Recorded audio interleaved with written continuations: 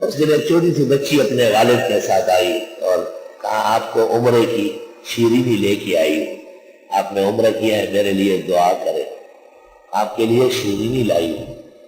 میں نے کہا کون سی شیرینی؟ یہ بہت اچھی والی ہے، آپ کھائیں گے حیران ہو جائیں گے کہ یا اللہ کتنی اچھی چیز کھا رہا ہوں میں۔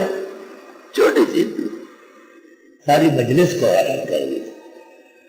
یذبحون ابناءکم، لیکن یہ فرائض اور ان کی نسل در نسل اولاد یہ بچوں کو اور بیٹوں کو بے اثر بناتے ہیں، ان کی صلاحیتیں تباہ و برباد کرتے ہیں، ان کے گلوں میں ٹائیاں باندھتے ہیں، انہیں پینٹ پتلون پر مجبور کرتے ہیں، انہیں دنیا کے چند طبقوں کے لیے ایسے ملکوں میں بھیج دیتے ہیں جن میں ان کا ایمان محفوظ نہیں ہے۔ وَيَسْتَحْيُونَ نِسَاءَكُمْ، اور زندہ چھوڑتے تھے تمہاری عورتوں، چونکہ لڑکوں کے متعلق پیشن گوئی تھی تو لڑکے مارے جا رہے تھے، لڑکی کے بارے میں تو نہیں تھا۔ ایسے لڑکی اتنا بڑا کام کرتی بھی نہیں ہے، اللہ نے اس کو نہ نبی بنایا نہ کامل و اکمل مجتہد بنایا۔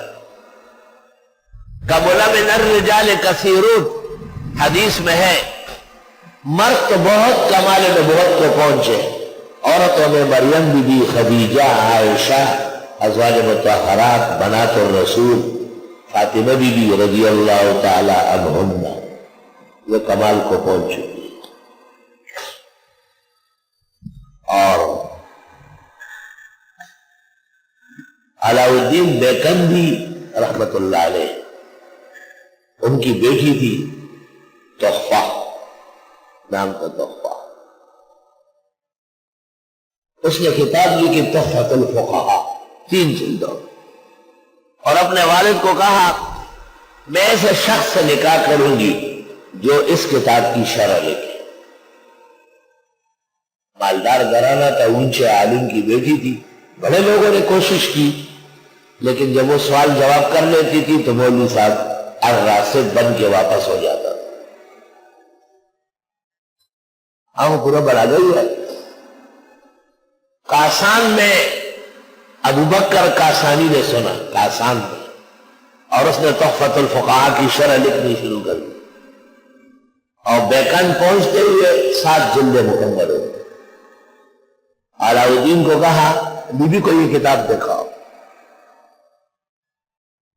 بدائع صنائع، بی بی نے جب کتاب دیکھی اپنے والد کو کہا عالم ہے، بہترین عالم ہے، اگر یہ رضامند ہے تو میں رضامند ہوں، اور یہی میرا مہر ہے، یہ کتاب مجھے دے دے، یہ میرا مہر ہے، اور کچھ نہیں مانگوں۔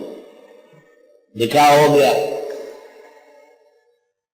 اس کے بعد صورت مسئلہ حضرت لکھتے تھے اور بی بی لکھتی تھی الجواب صحیح ہے، تحفۃ الفقہاء، اور کبھی کبھی بی بی صورت مسئلہ اور شیخ ابو بکر کاسانی الجواب صحیح ہے، پورا گھر کا دارالفتہ جاری ہو گیا۔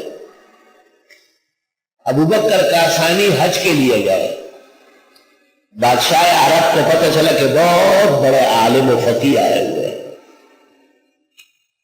انہوں نے حرمین شریفین کی امامت قضا پیش کر دی، اور علامہ کو کہا یہی قیام کرے، پاک سرزمین ہے، کیوں واپس جاتے ہو کاسان؟ وہ بڑے خوش ہوئے، 30 اونٹوں کا ایک قافلہ بنا کے اپنی بیوی کو منگوانے کے لیے کاسان بھیجا،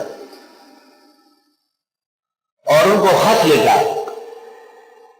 کہ بادشاہ عرب ہم پر مہربان ہوئے اور ہم کو حرمین میں مستقل سکونت، امامت اور قضا دے دیا، آپ وہاں سے روانہ ہو جائیں۔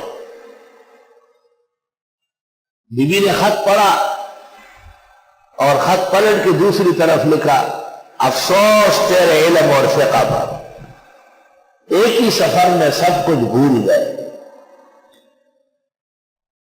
مجاورت دائمی بالبلدین عند الامام اعظم مکروہ ہے، ہم عجم کے لیے، تم کس دلیل سے رضامند ہو گئے؟ قضا امام اعظم نے ناپسند فرمائی، تم خوش خوش کیوں قاضی بن گئے؟ اور میرا غیر محارم کے ساتھ سفر صحیح حدیث کے مطابق حرام ناجائز ہے. لا يحلون احدكم بالاجنبیہ. خط پڑھتے ہی بغیر تاخیر کے نکل آؤ، خبردار کہ اور ٹھہرے. جب علامہ نے کاسانی نے خط پڑھا بی بی صاحبہ کا، چادر کندھے پہ ڈالی اور چپکے سے کسک گئے. اب منڈا کاسان تلاؤ دا سے خزے روم زنانا و کارمیوں کو نارینا. یہ عورت ہوتی جو مردوں کو راہ راست پر رکھتی تھی. اس زمانے کے مرد دیکھو ذرا سے دنیا کا مفاد نظر آیا تو سب کچھ چھوڑ دیے، بڑے بڑے مقامات ضائع کرتے.